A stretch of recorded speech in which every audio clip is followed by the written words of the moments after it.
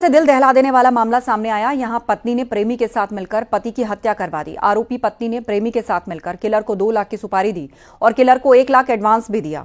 इसके बाद दिलीप की हत्या कर दी गई। पुलिस ने हत्याकांड का खुलासा करते हुए आरोपी पत्नी, उसके प्रेमी और सुपारी किलर को पकड़ लिया है। जांच में सामने आया कि हत्या की सुपारी लेने वाला अपराधी रामजी नगर हिस्ट्री शीटर अपराधी है और वो कुछ दिन पहले ही जमानत पर छूटा था।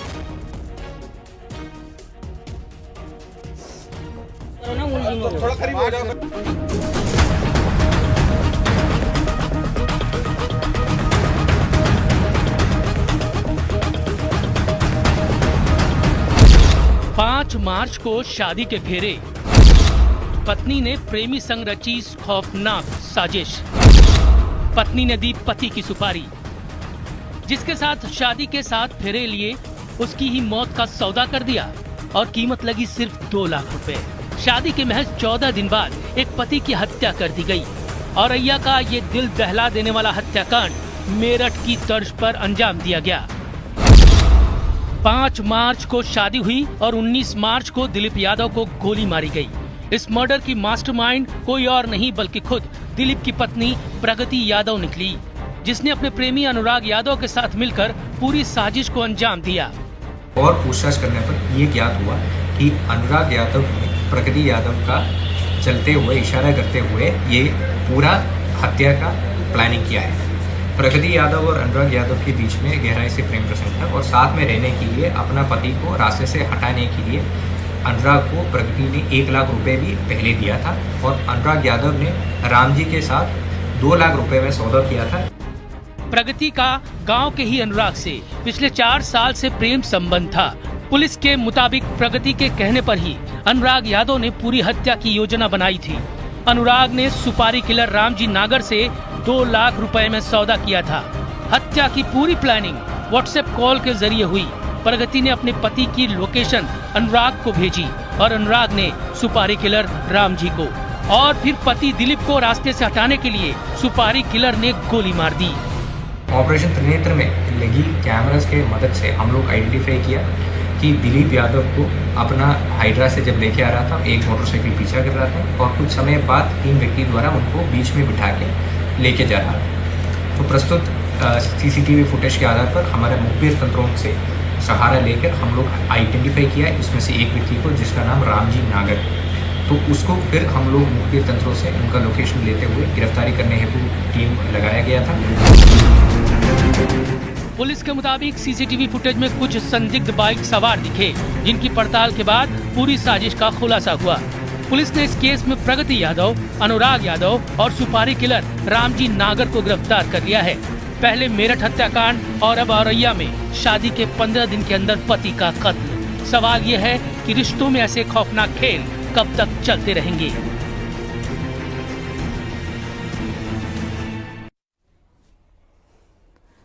गोरखपुर दौरे के दौरान सीएम योगी ने दिग्विजय नाथ पार्क पहुंचकर विभागों की लगी प्रदर्शनी का उद्घाटन किया। ये प्रदर्शनी उत्कर्ष के 8 वर्ष पर लगी है। आपको बता दें कि उत्तर प्रदेश में योगी सरकार को 8 साल पूरे हो गए हैं और सीएम योगी ने एक बार फिर से दोहराया है कि 2017 से पहले यूपी की तस्वीर एकदम उलट थी। हर दिन यूपी में दंगे होते थे, हर जिले में माफिया होता था जो जमीनों पर कब्जा करता था, अवैध खनन करता था। प्रदेश में बेटी और व्यापारी भी सुरक्षित नहीं थे।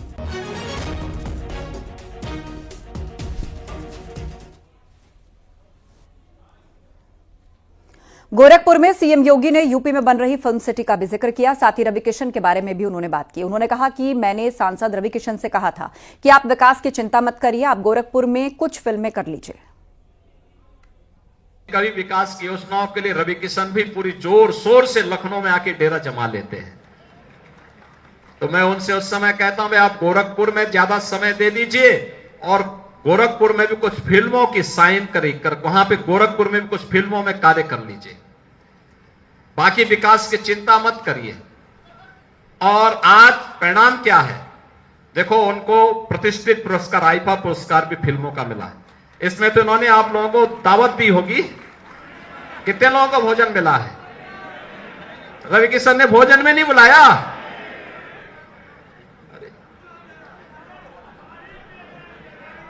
अच्छा, ये तो मुझे लखनऊ में बता रहे थे कि इन्होंने भोजन भी बुलाया था लोगों को।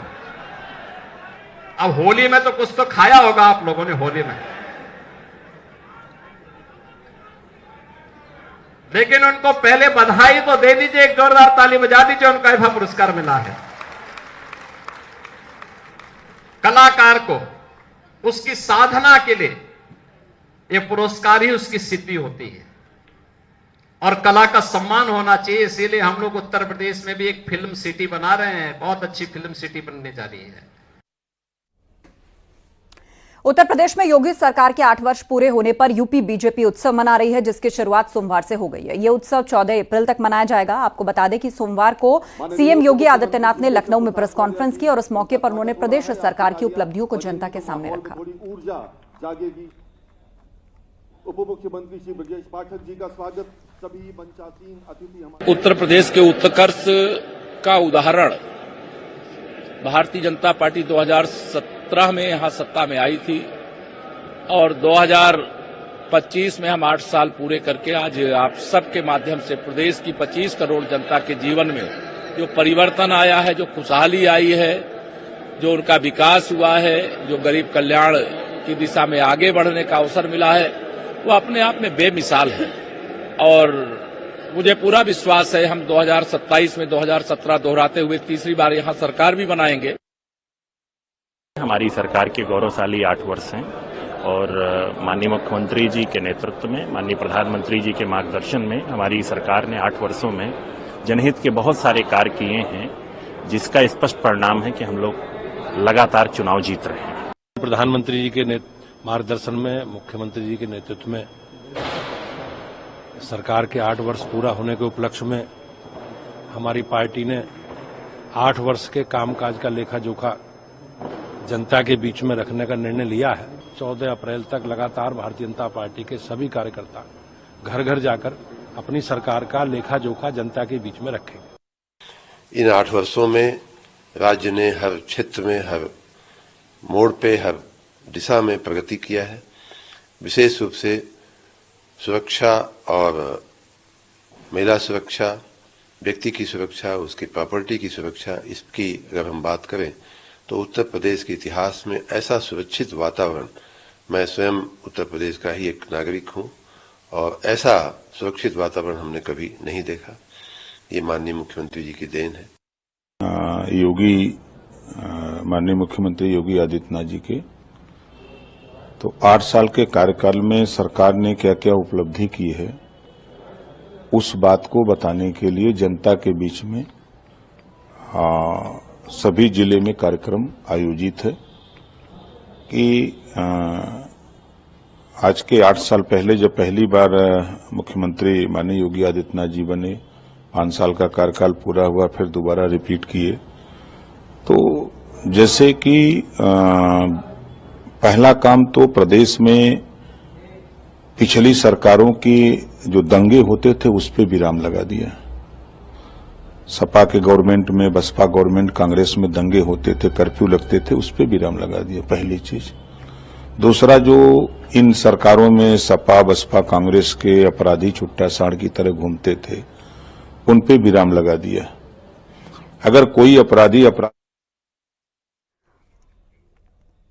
योगी सरकार के 8 साल पूरा होने पर डिप्टी सीएम ब्रजेश पाठक ने कहा, 8 साल में उत्तर प्रदेश की तस्वीर पूरी तरह बदल गई है। साथ ही उन्होंने अखिलेश यादव पर निशाना साधते हुए कहा कि वो पूरी तरह डिरेल है। कल भी हमने आपको पूरी बात बताई थी, आज वही बात रिपीट कर रहे हैं। सब कुछ बदल चुका है, आमूलचूल परिवर्तन हुआ है। लॉ एंड ऑर्डर नंबर 1 पर है, इंफ्रास्ट्रक्चर नंबर 1 पर है। इन 8 वर्षों में प्रदेश की तस्वीर पूरी तरह से बदल चुकी है। अखिलेश यादव कह रहे हैं, ये कल मैंने बताया था, अखिलेश यादव जी पूरी तरह से डिरेल्ड है, उनको जानकारी नहीं, फील्ड में निकल करके देखें।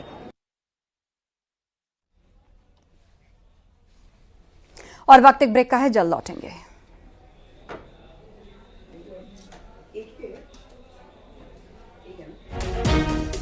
और उससे पहले एक बड़ी खबर आपको बता दें, एएनआई पर सीएम योगी का इंटरव्यू। कल सुबह 10 बजे सीएम योगी का ये इंटरव्यू है। औरंगजेब विवाद समेत अलग अलग मुद्दों पर बोले हैं सीएम योगी।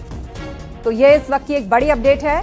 कल सुबह एएनआई पर मुख्यमंत्री योगी आदित्यनाथ का इंटरव्यू और औरंगजेब समेत तमाम अहम मुद्दों पर उन्होंने अपनी बात रखी है। औरंगजेब विवाद समेत अलग अलग मुद्दों पर बोले हैं सीएम योगी और एएनआई पर सीएम योगी का कल सुबह 10 बजे ये इंटरव्यू है।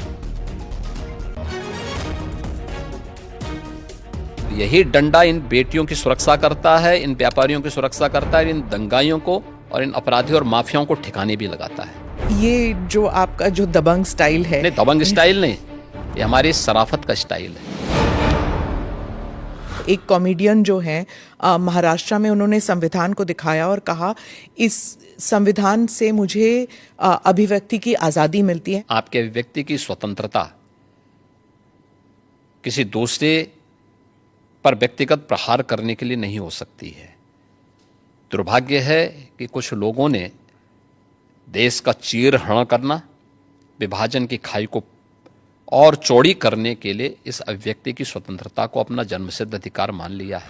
कर्नाटक सरकार के द्वारा धर्म के आधार पर आरक्षण, यह बाबा साहब भीमराव अंबेडकर के द्वारा दिए गए संविधान का अपमान है।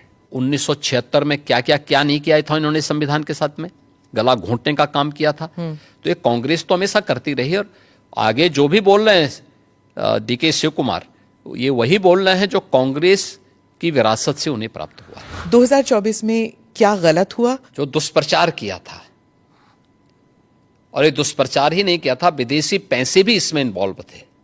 जॉर्ज सोरोस ने तो बहुत पहले इसकी घोषणा कर दी थी। सोरोस के पैसे यूपी में भी लगे थे। मैं कह रहा हूं पूरे देश में विदेशी पैसा इन्वॉल्व था लोकसभा चुनाव के दौरान, जिसमें कांग्रेस और उसके सहयोगी दलों ने, जो भी इंडी गठबंधन से जुड़े हुए दल थे, ये लोग धड़ल्ले से उसके लिए डायरेक्ट इनडायरेक्ट उसमें लिप्त थे, और उसी के माध्यम से इन्होंने पूरे चुनाव को प्रभावित करने का प्रयास किया था। यह कृत्य देशद्रोह की श्रेणी में आता है। आपने ये 2-3 बारी कहा कि सत्ता चली जाएगी, त्याग देंगे। जब ऐसी बातें होती है तो फिर अटकलें लगाई जाती है कि शायद योगी जी दिल्ली की तरफ देख रहे हैं। देखिए,